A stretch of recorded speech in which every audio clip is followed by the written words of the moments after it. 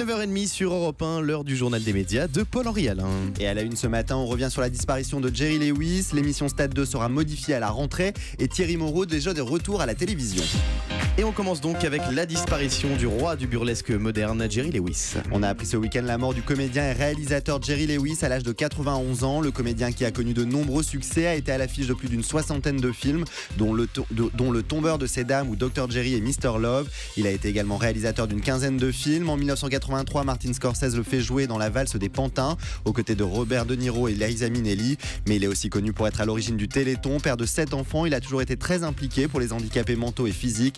Animateur de la version américaine du Téléthon de 1966 à 2011, il avait été le parrain de la première édition en France en 1987. Effectivement, c'était sur Antenne 2 aux côtés de Michel Drucker. L'émission Stade 2 sera finalement plus courte que prévu. C'est une information révélée par le quotidien L'Équipe. L'émission culte de sport de France 2 Stade 2 fera son retour à la rentrée, mais sous un format quelque peu raccourci. L'émission ne durera plus que 45 minutes, soit plus de 20 minutes en moins par rapport à la version précédente. Désormais, le rendez-vous se fera aussi plus tôt le dimanche. Ce sera dès 16h45 et à la présentation, c'est Mathieu Lartaud qu'on retrouvera en remplacement de Céline Géraud, partie elle à la présentation de Tout le sport sur France 3 le week-end. Thierry Moreau rejoint une nouvelle chaîne. Il avait quitté brutalement Touche pas à mon poste sur C8 en mai dernier et c'est finalement sur CNews qu'on le retrouvera à la rentrée. Le journaliste directeur de la rédaction de Télé 7 jours a annoncé la nouvelle lui-même sur son compte Twitter.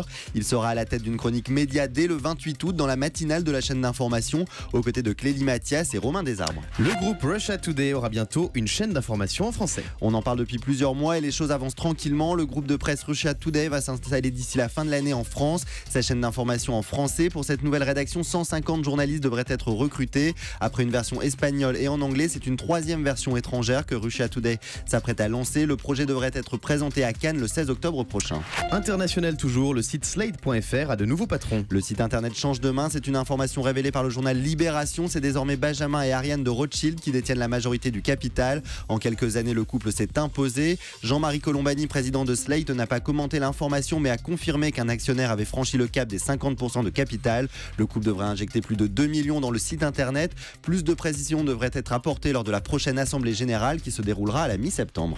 L'Asie souhaite organiser son propre Eurovision. C'est désormais officiel. L'Union européenne de radiodiffusion qui organise le concours de l'Eurovision a officialisé l'information. Il y aura bientôt une version asiatique du concours baptisée pour le moment Eurovision Asia. Pour l'instant, une vingtaine de pays devraient y participer, parmi eux de nombreux pays asiatiques et plusieurs de la région Pacifique. Le concours très en vogue à travers le monde a déchaîné les fans. Pour l'instant, aucune date de diffusion n'a encore été annoncée, mais on imagine que les choses devraient aller très vite. Sylvie Tellier s'exprime après la polémique des Miss. Nous vous en parlions la semaine dernière. Une nouvelle polémique a éclaté du côté des Miss. Miss Provence et Miss Martinique, qui possèdent toutes les deux un tatouage, n'ont pas eu le même traitement.